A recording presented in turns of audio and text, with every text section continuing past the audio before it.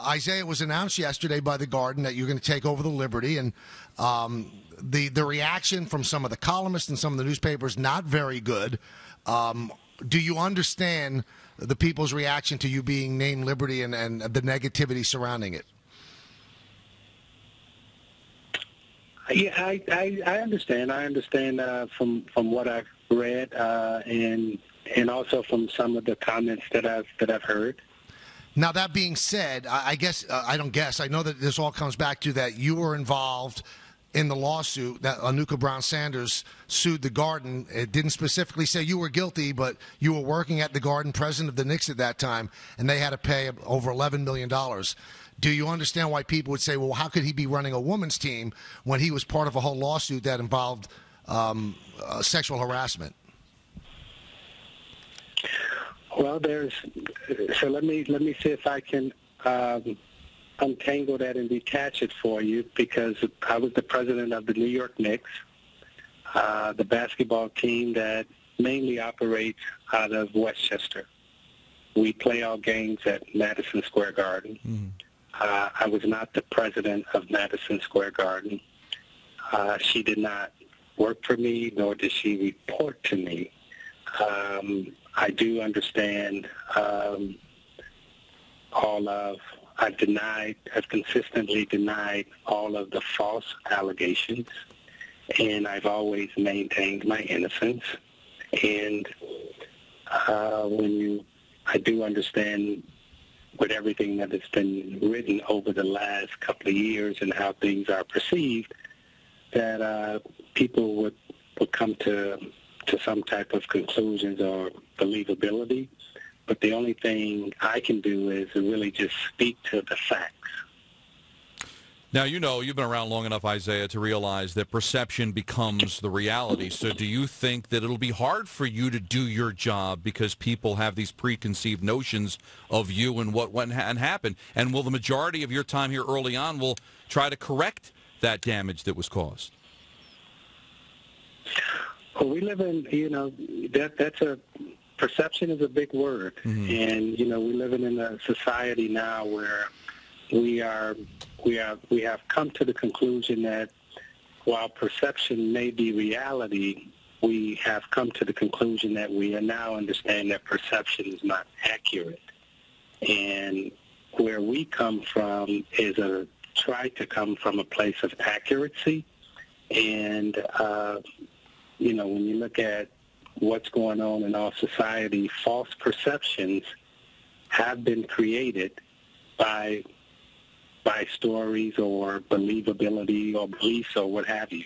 So, I only try to deal with, again, the facts and the accuracy around myself, the New York Knicks, the time that I was there, and what went on at Madison Square Garden in the time that I was there also.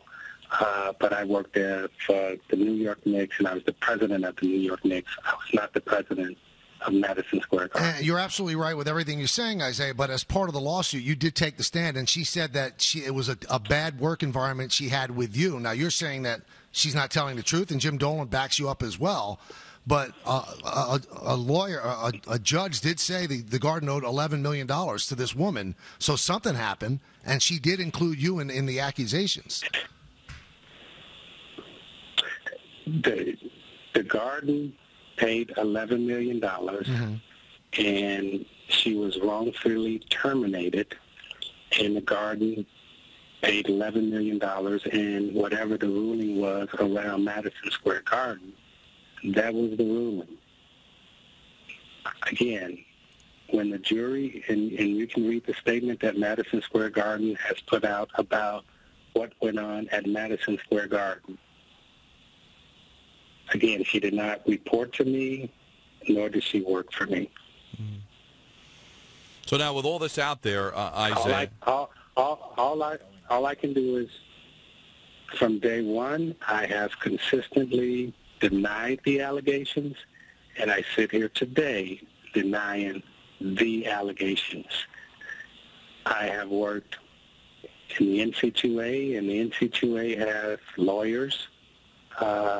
I'm working now with NBA TV and Turner, and now with the WNBA. And everyone who has viewed this case and talked about it, you know, this is my fourth job now. Mm-hmm. But let me ask you this, Isiah. So, you feel strongly about this, and this woman has gone on record in stories as saying that you are responsible for this. Why don't you sue her for defamation of character?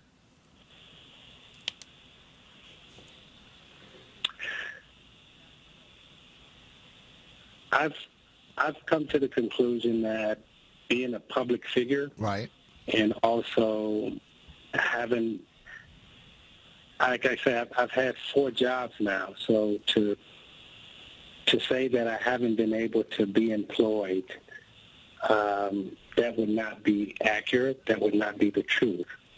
However, has my character been attacked? Yes. But every place that I go and places that I walk, and, people who know me and people who have worked with me, and if you would interview or talk to people that have worked with me, they have a different opinion. So I can't claim that I've been hurt so bad financially, but I have been, my family and I, and when my mom was alive, this hurt us emotionally.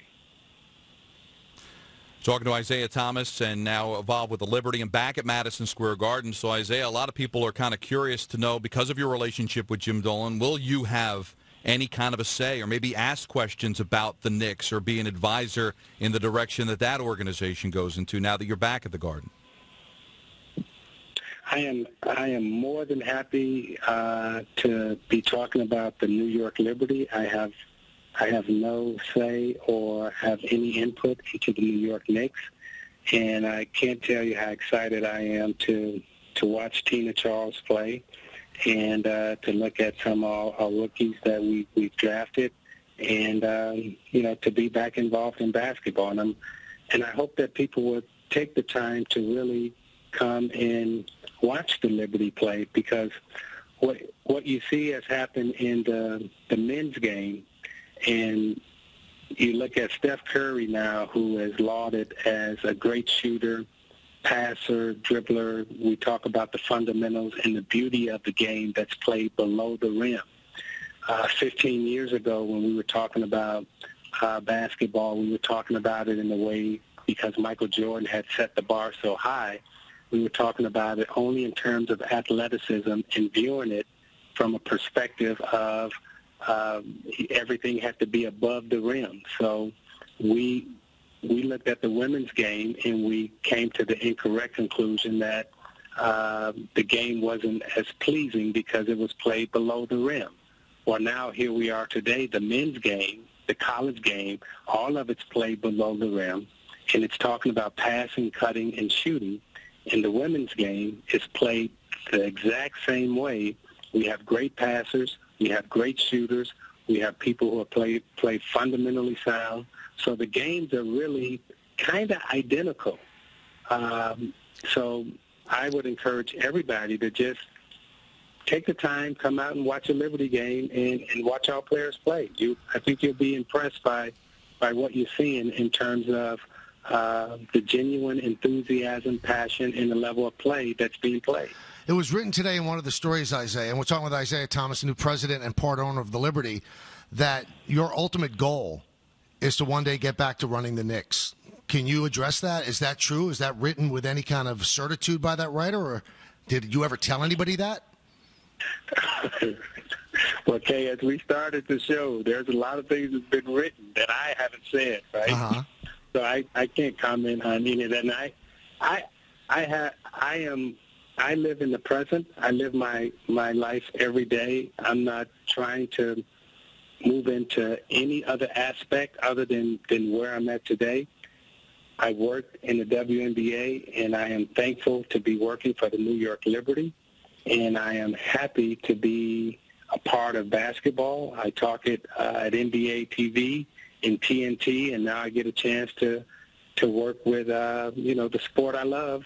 So other than that, 5-10 years from now, none of us, there's not a person who's listening to this interview, and yourself included, none of us know what will be 5-10 years from now. So, being a public figure, one of the things you learn is you can't really predict and all that other stuff, because Michael Kay will come back and say, well, this is what you said 5 years ago, and now look what you do. Right.